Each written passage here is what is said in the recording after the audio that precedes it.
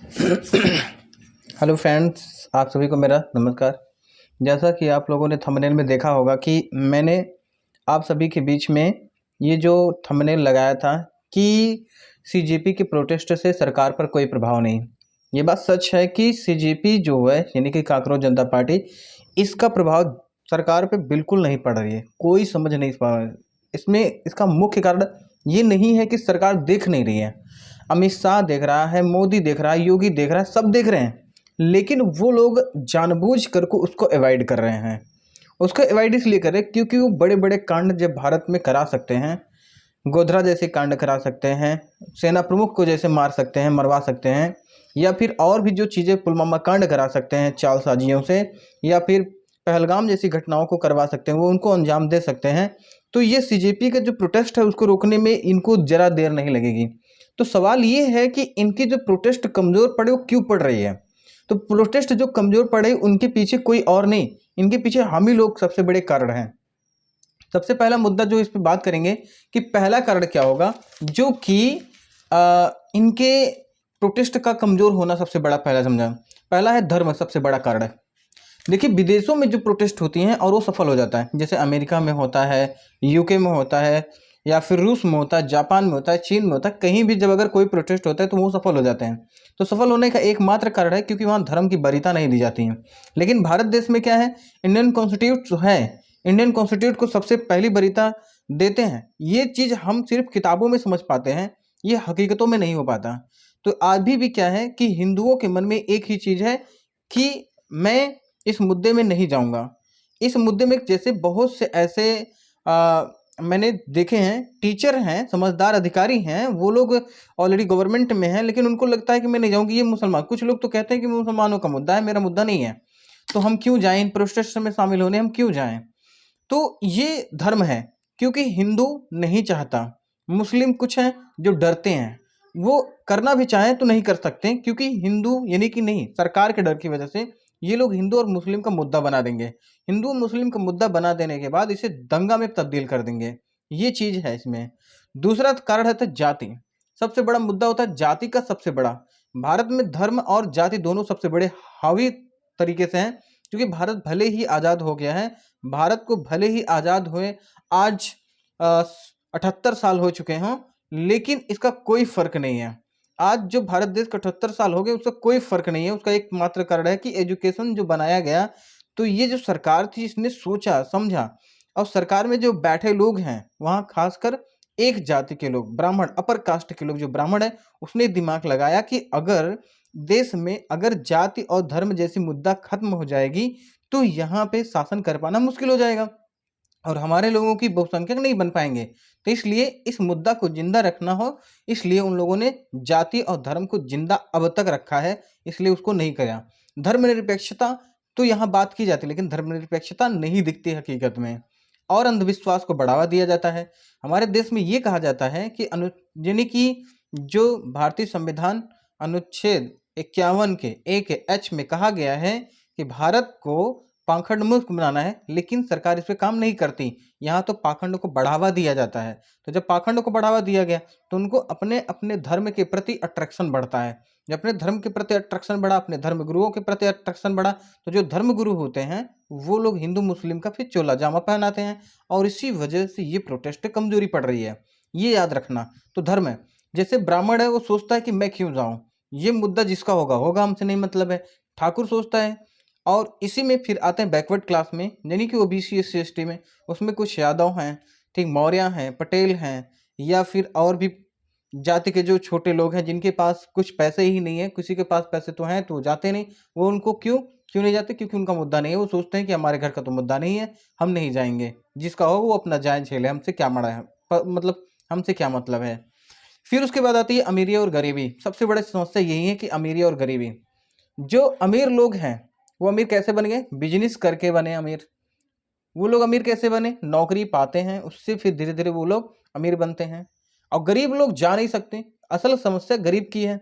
तो समस्या गरीब की है तो उनके पास पैसे नहीं है। अगर वहाँ चले भी गए, वहाँ का किसी भी तरीके चले गए, तो चले तो गए, लेकिन वहाँ पे 500 1000 रुपये खर्च होते हैं। अब ये भी जुटा पाना मुश्किल हो जाता है। तो इसलिए गरीबी और अमीरी भी सबसे बड़ा कारण है इस प्रोटेस्ट में न सहयोग मिल पाना। अब आती है बात फंडिंग की। तो कई ऐसे लोग हैं जिनके पास पैसे हैं, वो लोग फंडिंग करके उस प्रोटेस्ट को जिंदा रखे हैं, लेकिन कब तक इसको जिंदा रखेंगे? इनके ऊपर जिन्हीं सीजीपी के ऊपर तो बाहर से पैसा लेने का ब्लेम भी आने लगता है कि ये बाहरी देश से ले रहे हैं, इनका कनेक्शन है कुछ ना कुछ, ये अधिकारी के डर की वजह से वो कुछ लोग रुक जाते हैं तो नहीं भी लेते हैं। फिर उसके बाद आता है क्या, एक से अधिक एजुकेशन सिस्टम। भारत देश में क्या है, हर राज्य में आप जाएंगे, जैसे यूपी में है तो यूपी बोर्ड चलता है, एमपी में गए एमपी बोर्ड है, बिहार में जाइएगा बिहार बोर्ड, महाराष्ट्र में महाराष्ट्र बोर्ड, गुजरात में गुजरात बोर्ड। यानी हर एक आप जब स्टेट में जाएंगे तो वहाँ का अपना एक खुद का स्टेट बोर्ड है। उसके बाद स्टेट बोर्ड के अलावा भी नेशनल लेवल पर यानी राष्ट्रीय स्तर पर कम से कम 3 बोर्ड काम कर रही हैं। एक है सीबीएसई जो कि सेंट्रल लेवल पे काम कर रही है, एक है आईसीएसई बोर्ड, ये भी काम कर रही है एजुकेशन में, और एक है आईबी यानी इंटरनेशनल बोर्ड। तो 3 तरह की बोर्ड है।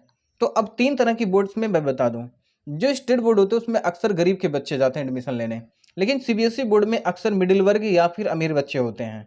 ठीक है, आईसीएसई बोर्ड में तो अमीर के बच्चे होते हैं या मिडिल वर्ग के होते हैं, मिडिल वर्ग के कम होते हैं लेकिन अमीर ज़्यादा होते हैं। इंटरनेशनल बोर्ड की बात करें, इसमें तो लगभग लगभग अमीर के बच्चे होते हैं, गरीब के बच्चे या मिडिल क्लास के बच्चे तो नहीं जा पाते हैं, क्योंकि इसकी फीस जो होती है आईसीएसई बोर्ड और यूपी बोर्ड की, आईसीएसई बोर्ड और आईबी यानी कि इंटरनेशनल बोर्ड की जो फीस होती है लाखों में होती है, तो लाखों का एफर्ट कर पाना मुश्किल हो जाता है, तो अमीर लोग कर लेते हैं। अब यहाँ पे एजुकेशन जब सिस्टम 3 तरह की इस देश में चल रही हैं, तो 3 तरह के विद्यार्थी तैयार हो रहे हैं।